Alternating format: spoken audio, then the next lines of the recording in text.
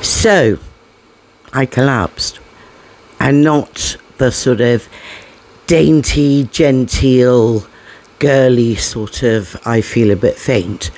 It was it was a full collapse, and I was unconscious. We later found out from using Wi-Fi. I was unconscious for about a day and a half.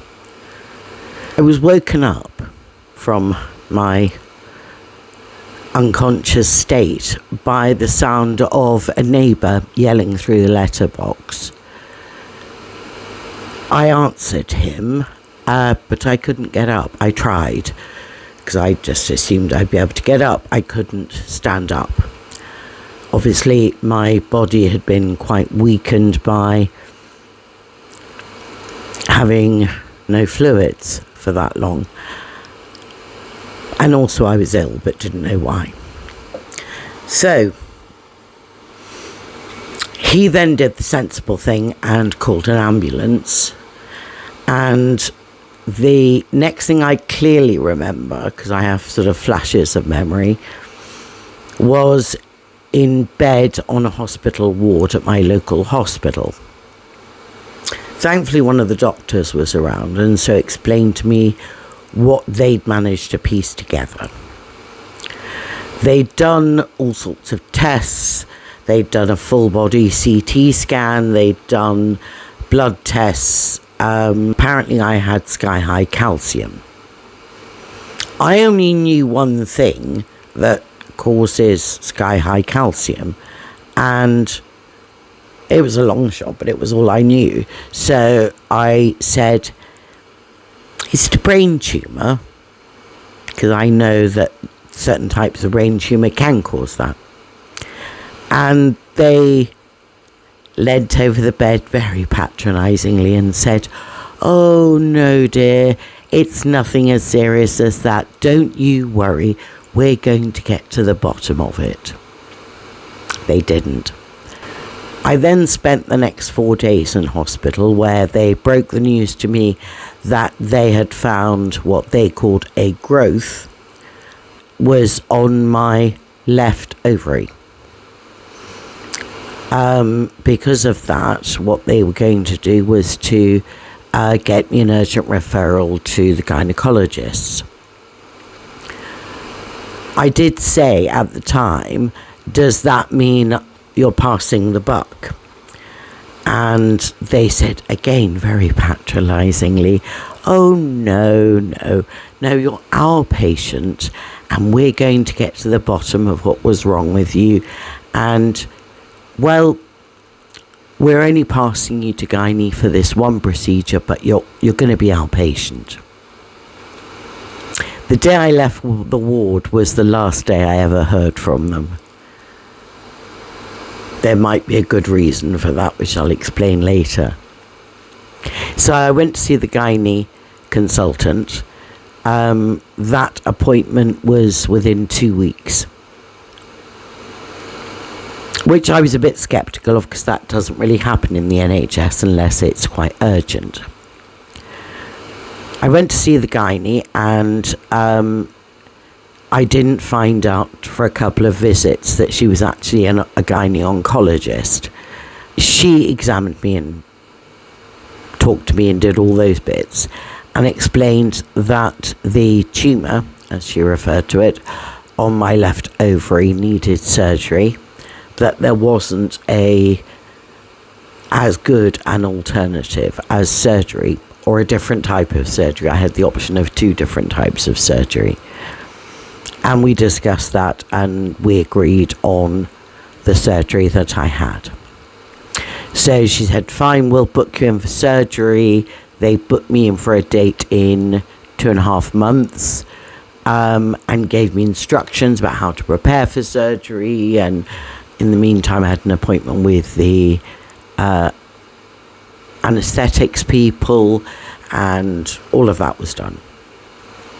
The day before the surgery, I received a phone call from a junior doctor who I had no idea who he was, saying to me, "Oh yeah, my boss and I," whose name I'd never heard before either, we're going to be doing your colposcopy. And I said, that's lovely, but I'm not having a colposcopy. And I could hear papers ruffling in the background, and he said, no, of course not. We're going to see to your ovarian tumour, aren't we? And I thought, I now don't have huge amounts of confidence because you didn't even know the operation you were doing. That's not great, is it? And who are you and where's my consultant? He then went on to say that he said, you're due to have surgery tomorrow morning, first thing. And yes. He said, well, we're not going to be doing that. And I thought, yeah, it's the NHS, that theatres are overbooked, or there's been a huge road traffic accident, or there's some, process reason. I'm afraid you have a brain tumour. And I just thought, no.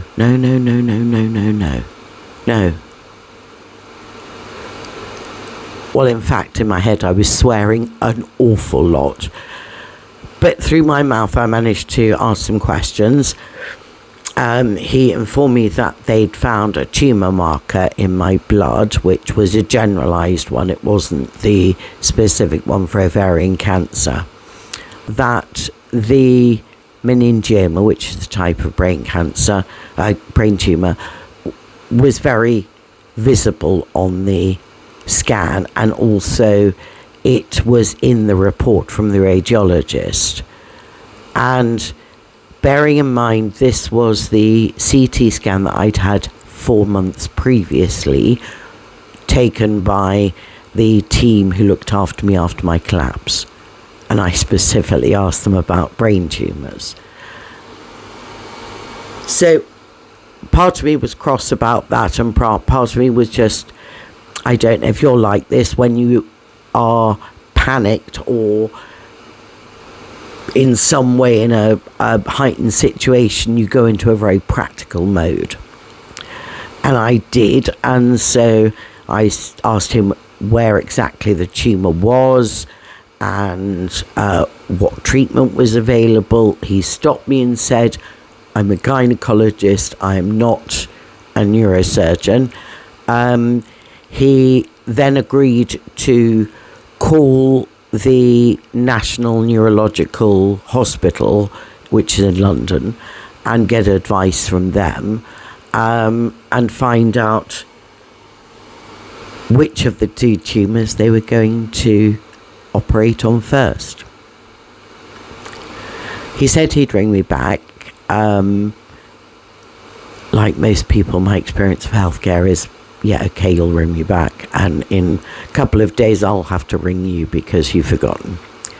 Within 2 hours he had phoned me back, which was a lesson for me. And he explained that he'd spoken to the National Hospital for Neurosurgery and Neurology, and they had given him a little bit of advice. He'd also arranged for their specialist anaesthetist to speak to his anaesthetist about how you would anaesthetize someone with a brain tumour. And he'd also made an urgent referral to their head of meningioma care.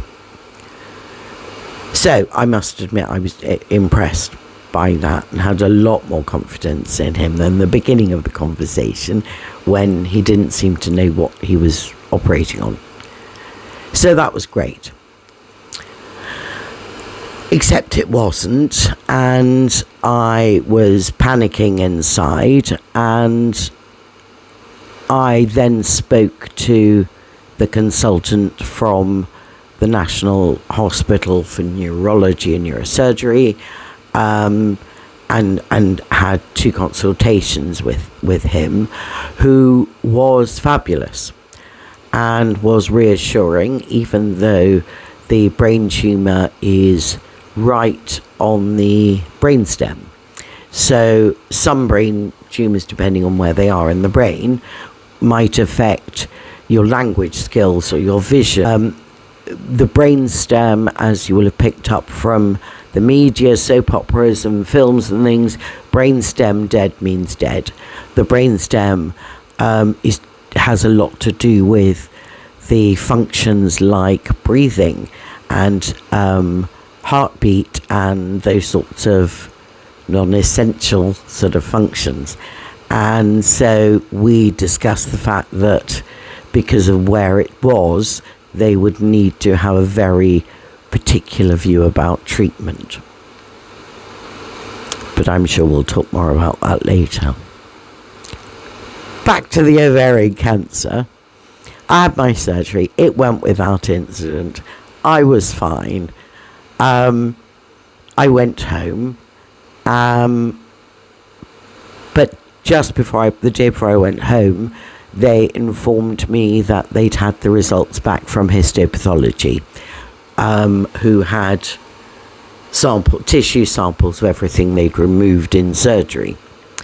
And the tumour that they had removed was positive for the tumour marker for a type of ovarian cancer. And there was also one other type of tumour marker, which again was a generalised one. I went back, I think 3 days after surgery, after I'd been discharged. I went back to the hospital to have some more bloods done and to check on the wound. And the marker for ovarian cancer had gone back to baseline.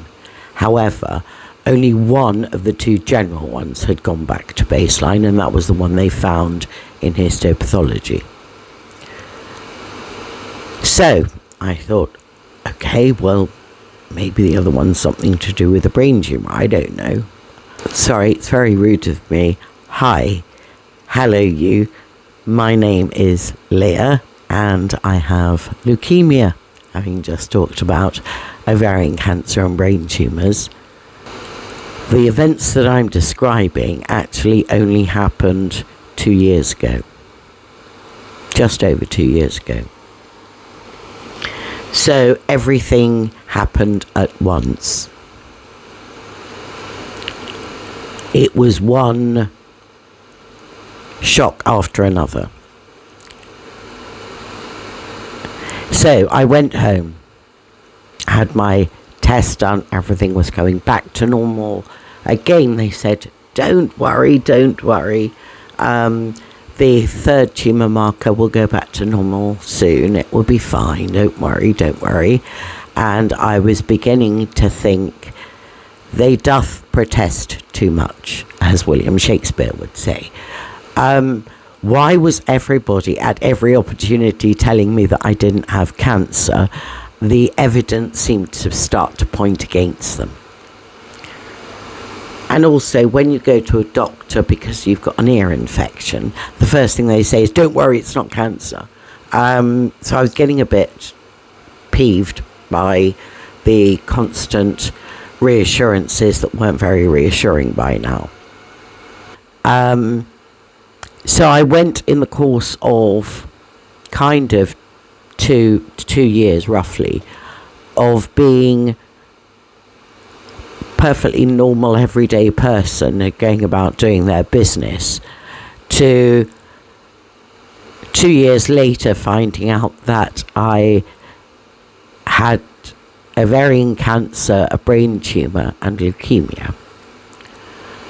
And my head was spinning, thoroughly spinning.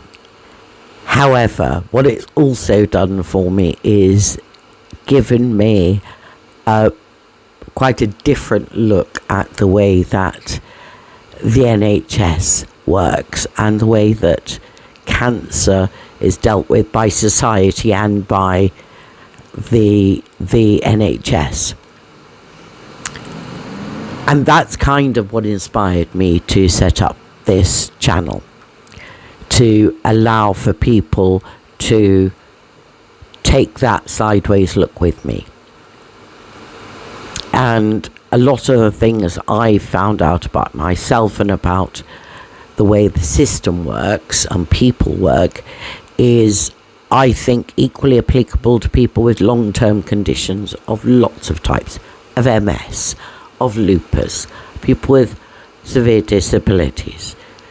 I think that there is a lot of commonality in the way that we are all dealt with. So I hope you'll join me for the rest of the journey, and thank you so much for your time. It's been a bit of a marathon, but it was important for me to get it all out. So thank you for your time.